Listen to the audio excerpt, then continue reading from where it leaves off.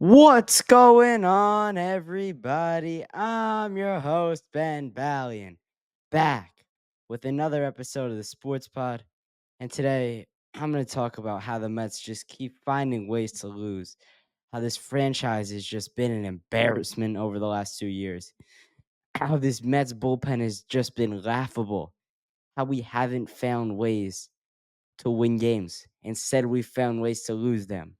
I'll get into all of it on the other side of the intro. Hit it. That ball is out of here! Out of here!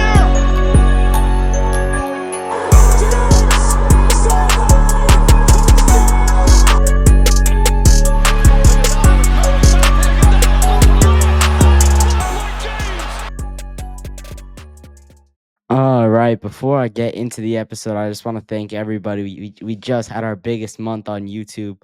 Appreciate and love everybody who's listening, subscribing, liking, sharing the videos. Appreciate everyone. All right, now let's get into this embarrassment of a Mets team.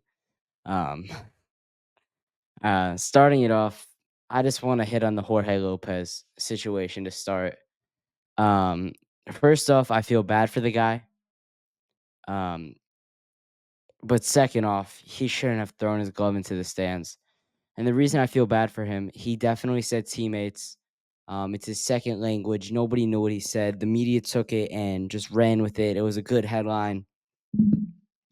And the New York media isn't going to pass up a good headline, but it's just, I don't know. It's not right. It was his son's birthday when it happened. Like, I don't know. It's just rough for him. Um, but you can't have a temper tantrum on the field like that. You can't throw your glove into the stands. Like, come on, this dude isn't in Little League. That's something a Little League kid would do. It's unacceptable. I like what Mendoza said. We have standards here.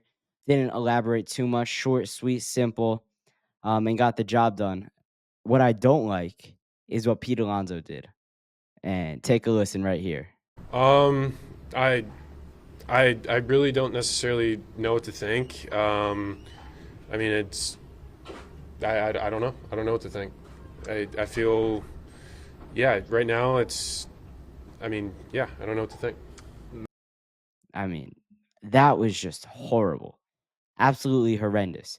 This is a guy that's supposed to be the face of our franchise, one of our emotional leaders in the clubhouse, and one of the best players on our team. So far, he hasn't really done either of those three things. And he's got to pick it up now, or else he's going to get traded and he's not going to have value. If he doesn't pick it up and start hitting the way he's supposed to, he's going to be traded for a bag of peanuts. Like, this dude has just not done anything. And that's there's no other way around it.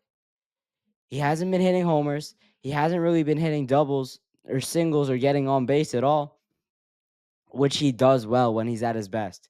When he's at his best, he'll take his walks. He'll hit to everywhere on the field. He won't be trying to hit homers every at bat. Or maybe he will, but his swing looks like he's going for more line drives, which it just doesn't look like he's doing right now. Like, this dude he's flat out not producing. And it's horrible. It really is. Like, in a contract year, this guy could have gone out there and produced a similar way to where an Aaron Judge did, just look across town in his contract year. But nope, he's gonna hit what 225 with a 500 OPS. He doesn't actually have a 500 OPS. I'm just saying that. I'll find it real quick. Um, but he's just been horrible. I guess he's got 13 homers, but like, dude, he's not hitting well. Um, this year he's got. Why can't I find? All right, here it is. His average. He's hitting 239 with a 313 OBP, 787 OPS. If you're getting into baseball, you're new to baseball, that is terrible. For him, he should probably be hitting 260, 265. with at least an 850 OPS. The OBP should probably be a little higher, but that'll go up with the average. And this is really 2 seasons in a row when all he's producing is his power, and he's not even doing that great with it. There are a lot of guys that have hit 13 homers in the league. Like, he is not that special for doing that right now, and it's just not acceptable. He hasn't produced. He's supposed to be a face of the franchise. He hasn't spoken the right way to the media, and he hasn't been good, flat out.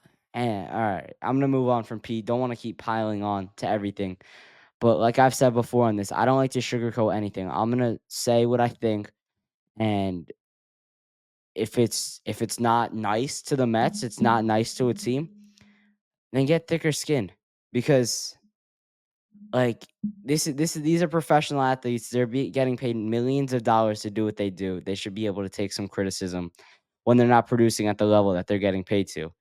Which leads me perfectly to my next point. Jeff McNeil. Oh my goodness, he's the next one I'm gonna go after.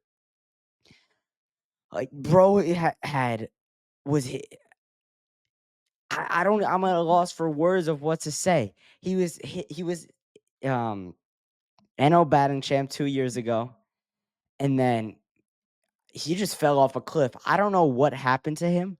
If he's still mad at Lindor over this, calling him a squirrel or whatever. I thought they got that all figured out, but he has just not produced.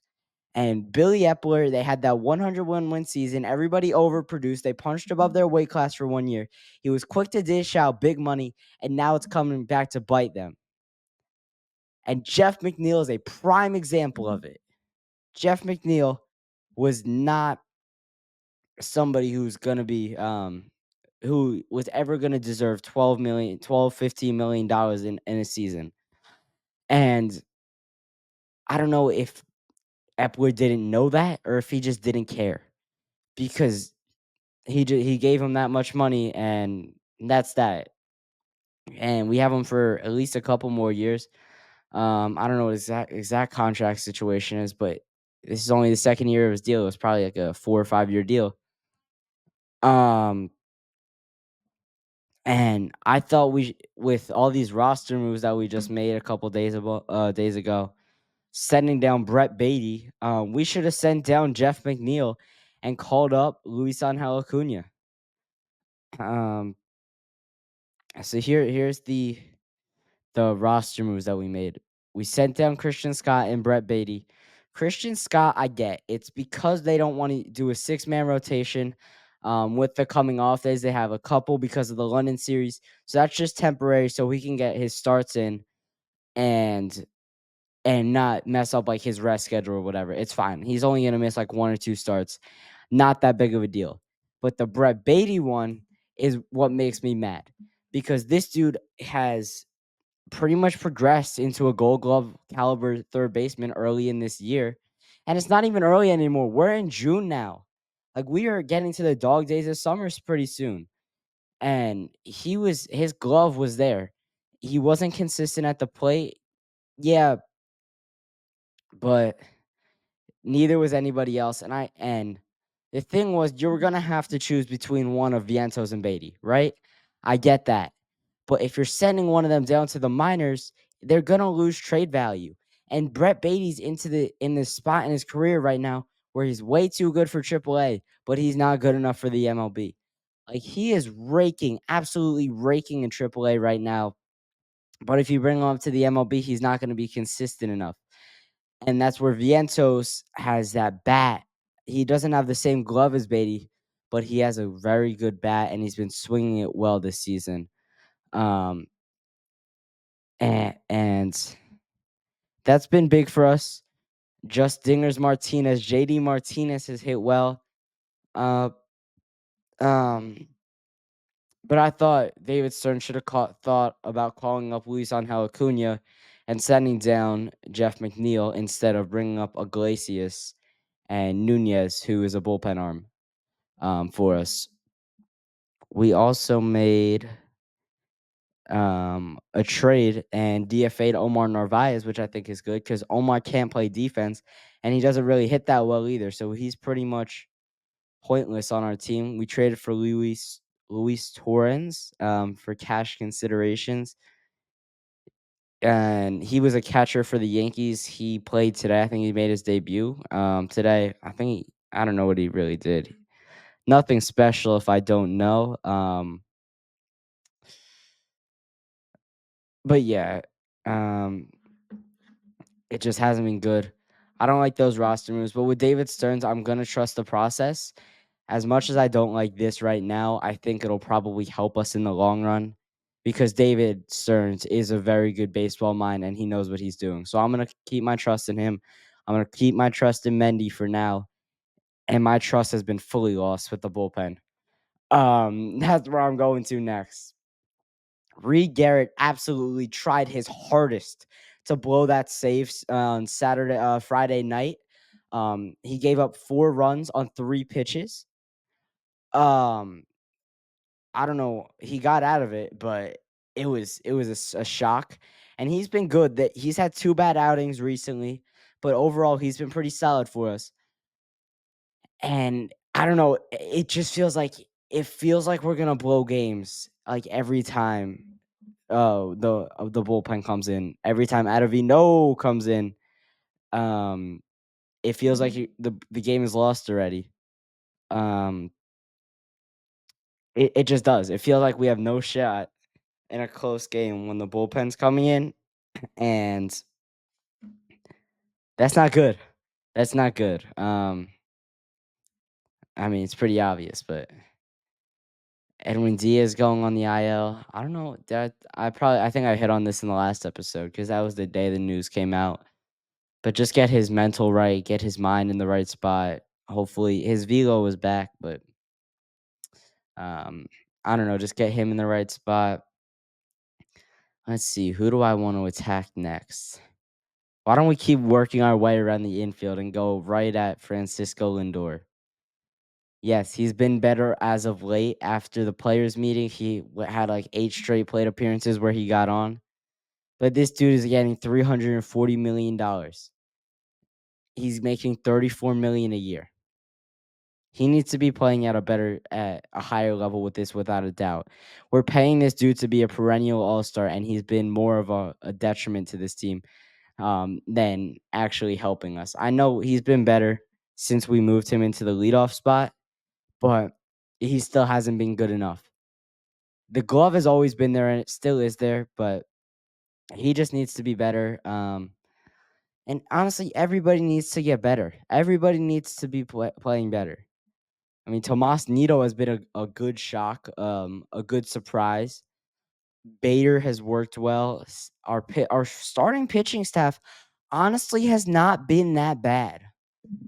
Um, yeah, I think the biggest thing is we just don't get enough length out of them. They do keep us in a lot of games, but we don't get enough run support for them. Or when we do, Sean Reed Foley and Adam Ottavino were coming into the game to blow it, and that's not really where you want to be at this point in the year. It looks like we're gonna be sellers and have another fire sale for the second year in a row. Um, it's rough. It really is. Um, but yeah, I don't know. I just don't know what to think about this team. I don't like this iteration of the Mets, but I also get it's an evaluation year and things are going to change next year when we get so much money off the books. So I'm not positive about this year, but in the future, I think Stearns is setting us up for long-term success. And that's the biggest thing because we want to be a perennial winner, not a perennial loser like we've been for the past however many years, excluding 2022, which was an aberration at this point. So yeah, I mean, I think that's gonna do it for this one. I'm Ben Ballion. Please subscribe, follow, like, comment. I'll see you in the next one.